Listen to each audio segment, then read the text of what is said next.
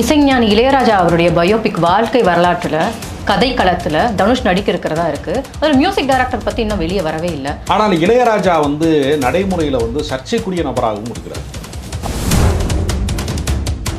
வைரமுத்தோடு அவருக்கு இருக்கக்கூடிய முரண்பாடு 40 வருடங்கள் ஆகிவிட்டது. 2 பேரும் பேசிக்கொள்ளவே இல்லை. அவ்வளவு பெரிய பகையை கொண்டாட வேண்டுமா, இவ்வளவு நீண்ட காலம் அதை பயணித்திருக்க வேண்டுமா என்று பல பேர் கேட்கிறார்கள். அவரை தமிழ் மக்கள் ரசிக்கிறாங்க. அவருடைய முரண்பாடுகளை தாண்டி ரசிக்கிறாங்க. அவருடைய அரசியல் கோட்பாடு பிடிக்காதவர்கள், அவருடைய ஆன்மீகம் பிடிக்காதவர்கள் கூட அவருடைய இசையை பிடிக்கவில்லை என்று யாருமே சொல்றாங்க.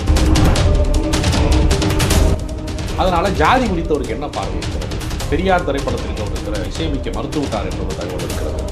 இப்படி பல்வேறு முரண்கள் இருக்கிற பட்சத்திலே இந்த படம் எப்படி வரப்போகிறது என்கிற ஆர்வத்தை இப்போ தனுஷ் இளையராஜாவோட பயோபிக் நடிக்கிறதுனால சிம்முவோட ஃபேன்ஸ்லாம் என்ன சொல்கிறாங்கன்னா, இவர் ஏஆர் ரஹ்மானோட பயோபிக் நடிச்சா நல்லா இருக்கும். கூத்தாடிகள் 2 ஓட்டாலே ரசிகர்களுக்கு தான் போட்டாங்க. அப்படி ஒன்று நடந்தால் அதுவும் நல்ல விஷயம் தானே. ஏஆர் ரஹ்மானுக்குமே கூட ஒரு ஆடு ஜீவிதம் அப்படிங்கிற படம் தமிழ் மலையாளம் 2 லாங்குவேஜ் ரிலீஸ் ஆக போது. அதுக்கு ஏஆர் ரஹ்மான் தான் மியூசிக் போட்டிருக்காரு. அவர் என்ன சொல்லியிருக்காருன்னா, தன்னை மெய்மறந்து ரொம்ப ரசிச்சு மியூசிக் பண்ணியிருக்கேன் இந்த படத்துக்குன்ட்டு. அவங்க படுகிற துயரம் இருக்குல்ல. இப்போ நீங்கள் கத்தி குமுறுனா உங்கள் சத்தம் எங்கேயுமே கேட்காது. நீங்கள் கண்ணீர் விட்டால் காற்றை தவிர வேறு யாருக்குமே அதை பார்க்கவே முடியாதுங்கிற இடத்துல கதறுகிற விஷயம். அந்த மொமெண்ட்ஸ் லைஃபே முழுக்க முழுக்க மொமெண்ட்ஸ் தானே. அந்த நினைவுகளை அந்த தருணங்களை அவங்க இழந்துவாங்க. அந்த துயரம் குறித்த ஒரு படம் தான் அந்த ஆடு ஜீவிதம்ங்கிற அந்த கதை. தமிழ்நாட்டில் இருக்கிறவர்கள் இனிமேல் ஒழுங்காக படம் எடுத்தால் தான் ஓடும், இல்லாட்டினா மஞ்சுமல் பாய்ஸ் தான் ஓடுங்கிறத ரசிகர்கள் இயக்குநர்களுக்கும் படைப்பாளிகளுக்கும் எச்சரிக்கை விடுத்துட்டாங்க. பிரியாணி பொட்டலம் கொடுத்து தான் படம் ஓட வைக்கணுங்கிற நிலைமையில பாரஞ்சித் கிடையாது. பாரஞ்சித் மிகப்பெரிய சூப்பர் டூப்பர் ஹிட் கொடுத்த டைரக்டர். அவர் மெட்ராஸுங்கிற படத்துலேயே ஒரு பெரிய டைரக்டர் ப்ரூவ் பண்ணிட்டாரு. அவருடைய டைரக்ஷனை பார்த்து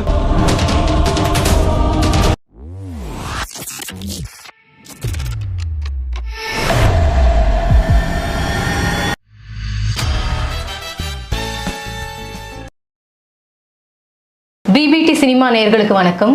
இன்றைய சிறப்பு நேர்காணலில் நம்மோடு இருப்பவர் இயக்குனர் திரு ராஜகம்பீரன் அவர்கள். வணக்கம் சார். வணக்கம். இசைஞானி இளையராஜா அவருடைய பயோபிக் வாழ்க்கை வரலாற்றில் கதை களத்தில் தனுஷ் நடிக்க இருக்கிறதா இருக்குது. அதில் மியூசிக் டைரக்டர் பற்றி இன்னும் வெளியே வரவே இல்லை. அந்த படத்துடைய பின்னணி பற்றி சொல்லுங்கள். அந்த படத்திற்கு ஏஆர் ரஹ்மான் இசையமைக்க போகிறார் என்று தகவல் வருகிறது. ஓகே. எதுவுமே இன்னும் உறுதி செய்யப்படலை. ஏறத்தாழ அப்படி ஒரு தகவல் இருக்கிறது. ஆனால் இளையராஜா நடைமுறையில் சர்ச்சைக்குரிய நபராகவும் இருக்கிறார். அவர் ஒரு அடித்தளத்தில் இருந்து அடித்தட்டு மக்களுடைய வாழ்க்கையில் இருந்து வந்தவர்.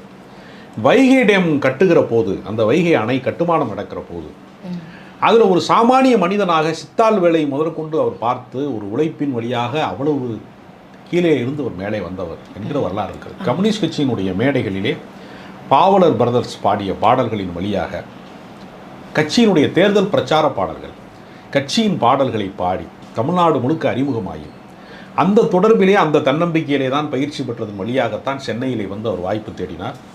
அவர் ஜி.கே. வெங்கடேஷ் என்பவருடன் பயிற்சி பெற்றார். பின்னாளில் இசையெல்லாம் கற்றுக்கொண்டு ஒரு மிகப்பெரிய இசையமைப்பாளராக அவர் மாறினார். அவருக்கு அவர் பின்னாளில் பக்திமயமாக மாறி கம்யூனிஸ்ட் சித்தாந்தத்திலே பயணித்த ஒருவர் பின்னாளில் பக்திமயமாக மாறி தன்னை தாய் மூகாம்பிகை தான் என்னை இசையமைக்க சொல்கிறார், சிவன் தான் என்னை இசையமைக்க சொல்கிறார் என்று ஒவ்வொரு காலகட்டத்திலையும் ரமண மகரிஷியின் புகழால் தான் நான் இந்த இடத்துக்கு வந்தேன் என்றெல்லாம் ஆன்மீக நம்பிக்கை கொண்டவராக அவர் இருக்கிறார். கடைசியாக பாஜக வரைக்கும் அவரை ராஜ்யசபா எம்பியாக கொண்டு நிறுத்தியிருக்கிறார்கள். அவருடைய வாழ்க்கையில் சர்ச்சைக்குரிய பகுதிகளும் இருக்கிறது. உதாரணத்திற்கு வைரமுத்தோடு அவருக்கு இருக்கக்கூடிய முரண்பாடு 40 வருடங்கள் ஆகிவிட்டது. 2 பேரும் பேசிக்கொள்ளவே இல்லை. அவ்வளவு பெரிய பகையை கொண்டாட வேண்டுமா, இவ்வளவு நீண்ட காலம் அதை பயணித்திருக்க வேண்டுமா என்று பல பேர் கேட்கிறார்கள். அதற்கான பதிலே இல்லை.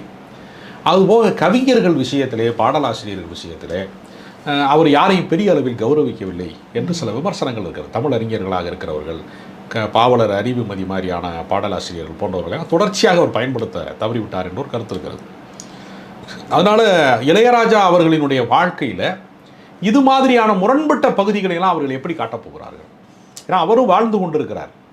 அவர் வாழ்ந்து கொண்டிருக்கும் போதே அவருடைய சரித்திரத்திலே அவருடைய பக்கங்களை எவ்வளவு நேர்மையாக பதிவு செய்ய போகிறார்கள்? ஏன்னா தமிழ்நாட்டினுடைய ஒரு இசை பொக்கிஷமாக ஒரு காலப்பெட்டகமாக அவர் இருக்கிறார். அவரை தமிழ் மக்கள் ரசிக்கிறாங்க. அவருடைய முரண்பாடுகளை தாண்டி ரசிக்கிறாங்க. அவருடைய அரசியல் கோட்பாடு பிடிக்காதவர்கள், அவருடைய ஆன்மீகம் பிடிக்காதவர்கள் கூட அவருடைய இசையை பிடிக்கவில்லை என்று யாருமே சொல்லவில்லை. அதனால் ஜாதி குறித்து அவருக்கு என்ன பார்வை இருக்கிறது, பெரியார் திரைப்படத்திற்கு அவர் இசையமைக்க மறுத்துவிட்டார் என்ற ஒரு தகவல் இருக்கிறது. இப்படி பல்வேறு முரண்கள் இருக்கிற பட்சத்திலே இந்த படம் எப்படி வரப்போகிறது என்கிற ஆர்வத்தை ஒரு பக்கம் தோன்றுகிறது.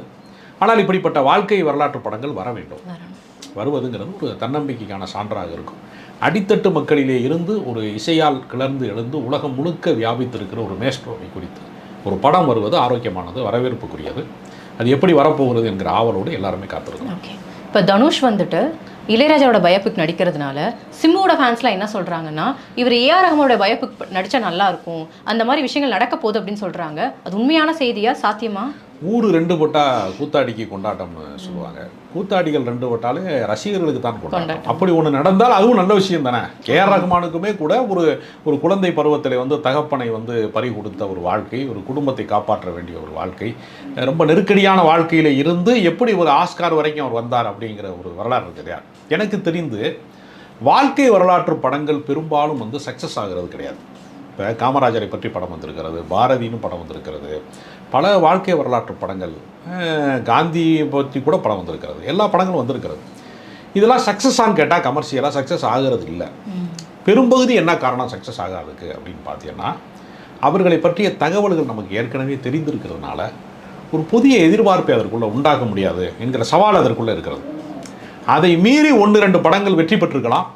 அப்படி வெற்றி பெறுகிற படங்களை மக்கள் கொண்டாடுவதற்கு தயாராக தான் இருப்பாங்க. இது என்னவாக வரப்போகிறது அப்படின்னு நீங்கள் சொல்கிற மாதிரி ஒரு போட்டி நடந்தால் ரசிகர்களுக்கு அது கொண்டாட்டம், ஆரோக்கியமான போட்டி தான். அந்த போட்டியை நம்ம வரவேற்கலாம். ஏன்னா நமக்கு இன்னொரு வரலாற்று படம் கிடைக்கிறது அப்படிங்கிறது மகிழ்ச்சியான விஷயம்.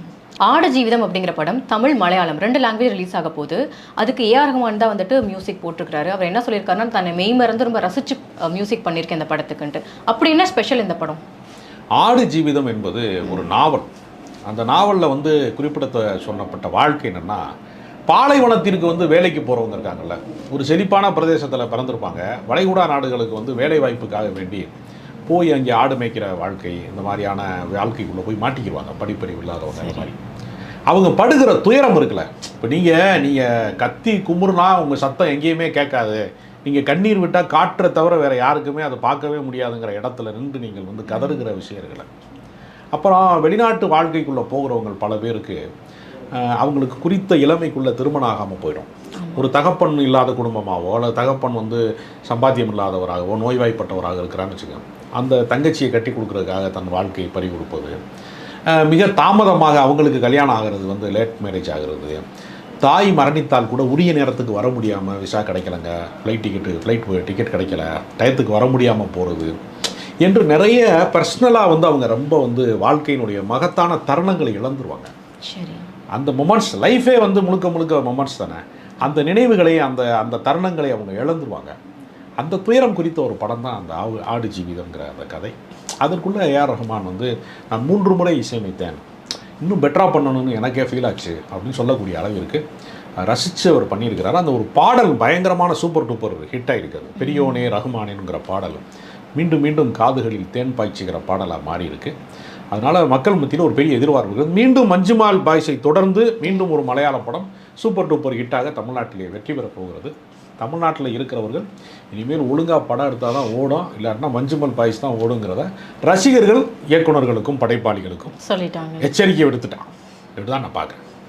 அடுத்தது ரஞ்சித் அவர்கள் ஒரு கிராமத்தில் 100 பெண்களுக்கு இலவசமாக சினிமா டிக்கெட்டும் பிரியாணியும் கொடுத்து படம் பார்க்க வச்சிருக்கிறாரு.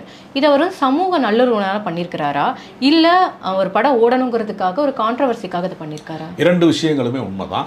சமூக நல்லிணக்கமோ சமூக உணர்வோ தான் அவருக்கு அடிப்படை காரணம். ஏன்னா அந்த ஜே பேபிங்கிறது ஒரு கைவிடப்படுகிற தாய் பற்றிய, புறக்கணிக்கப்படுகிற ஒரு அன்னை பற்றிய ஒரு கதை, அம்மா பற்றிய ஒரு கதைங்கிறதுனால பெண்களுக்கான படம் என்பதனால பெண்கள் சினிமா பார்க்க வாய்ப்பற்ற பெண்களை ஃப்ரீ டிக்கெட் கொடுத்து பார்க்க வைக்கிறது அப்படிங்கிறது ஒரு சமூக அக்கறை தான். அது சரி. அவர்களுக்கு உணவு கொடுத்து உபசரித்து பார்க்க வைக்கிறாங்கங்கிறது இன்னும் வந்து மகத்தான விஷயம் தான். ஏன்னா பெண்களுக்கு அரசாங்கம் பேருந்தில் இலவசமாக பயணிங்கள்னு சொல்கிறாங்க இல்லையா, ஆமா. அது மாதிரி ஒரு பெண்களை ஹானர் பண்ணுற ஒரு விஷயம் தான் அது. இல்ல இந்த படத்தை ஹிட் பண்றதுக்கான இல்லை, அந்த படம் strategy-யா? ஏற்கனவே பேசு பொருளாக மாறிவிட்டது. நீங்கள் சொன்னதெல்லாம் பின்னாடி தான் நடந்துச்சு. சரி, சரி. பிரியாணி பொட்டலம் கொடுத்து தான் படம் ஓட வைக்கணுங்கிற நிலைமையில பாரஞ்சித் கிடையாது. பாரஞ்சித் மிகப்பெரிய சூப்பர் டூப்பர் ஹிட் கொடுத்த டைரக்டர். அவர் மெட்ராஸுங்கிற படத்திலேயே ஒரு பெரிய டைரக்டர்னு ப்ரூவ் பண்ணிட்டாரு. அவருடைய டைரக்ஷனை பார்த்து மிகச்சிறந்த சினிமாவினுடைய தொழில்நுட்ப கலைஞர்கள், ஒளிப்பதிவாளர் பி சி ஸ்ரீராம் போன்றவர்கள்லாம் பாரஞ்சித்தை வியக்கிறாங்க.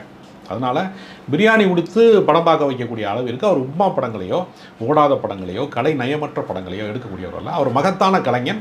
பெண்களை கௌரவிக்க வேண்டும் என்பதற்காக அவர்களை உபசரித்திருக்கிறார், விருந்தளித்திருக்கிறார், அவர்களுக்கு திரைப்படத்தை போட்டு காண்பித்திருக்கிறார் என்று ஒரு கலைஞனுடைய ஒரு ஒரு ஒரு உணர்ச்சிமயமான ஒரு கலைஞனுடைய அன்பை தான் அது காட்டுகிறது, மனிதாபிமானத்தை காட்டுகிறது. அதை நம்ம வந்து எளிதான விஷயமாக கருத தேவையில்லை. நடிகை ஜோதிகா அவர்கள் ஹிந்தி படத்துல இப்போ நடிச்சிருக்காங்க. சைத்தான்கிற படம் ரிலீஸ் ஆயிடுச்சு, நல்லபடியாக ஓடிட்டு இருக்கு.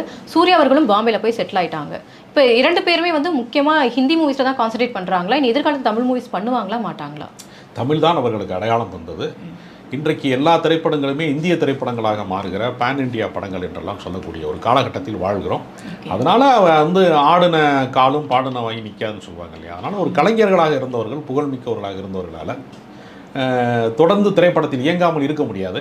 என்னதான் குடும்பம் என்கிற விஷயத்தில் இருந்தாலும் அதை தாண்டி ஒரு கலை உணர்ச்சியை வந்து வெளிப்படுத்துகிற இடத்தில் மீண்டும் ஜோதிகா வந்ததை ரசிகர்கள் கொண்டாட்டமாக கருதுகிறாங்க. 36 வயது நிலை தொடங்கி நிறையா படங்கள் அவங்க நடித்ததை மக்கள் ரசிக்கிறாங்க. அதனால் நாச்சியார் போன்ற படங்கள் பல படங்கள் அவங்க நடிச்சுக்கிட்டே இருக்கிறாங்க. அதனால் அவருடைய படங்களை வந்து மக்கள் கொண்டாடுகிற பட்சத்தில் மக்கள் விரும்புகிற வரைக்கும் கலைஞர்களுடைய கொண்டாட்டம் தொடரும். அது வரவேற்புக்குரிய விஷயம்தான். அவர் இந்தி படத்தில் நடித்தா நமக்கு தானே கௌரவம். ஸ்ரீதேவி இந்தியில் புகழ் பெற்றார், தமிழ்நாட்டைச் சேர்ந்த ஒரு நடிகை, சிவகாசியில் பிறந்த ஒரு நடிகை வந்து இந்தியில் புகழ் பெற்றார் என்பது தமிழர்களுக்கு தானே பெருமை. அதனால் அவர்கள் வெற்றி பெறுவதை நாம் ரசிக்கலாம். ஏன்னால் இந்தியா முழுக்க நம்முடைய தமிழ் கலைஞர்கள் வெற்றிகரமான ஒரு வியாபாரத்திற்குரிய கலைஞர்களாக இருக்கிறார்கள், எல்லாரும் ரசிக்கும்படியாக இருக்கிறார்கள் என்பது வரவேற்கத்தக்க விஷயம், பாராட்டுக்குரிய விஷயம். நடிகர் விஜயகாந்துடைய மகன் சண்முக பாண்டியன் நடிக்க இருக்கிற படத்தில் ராகவா லாரன்ஸ் வந்து சிறப்பு தோற்றம் பண்ணுறாரு. இப்போ சண்முக பாண்டியனுடைய எதிர்காலம் எப்படி இருக்கும் சினிமாவில்?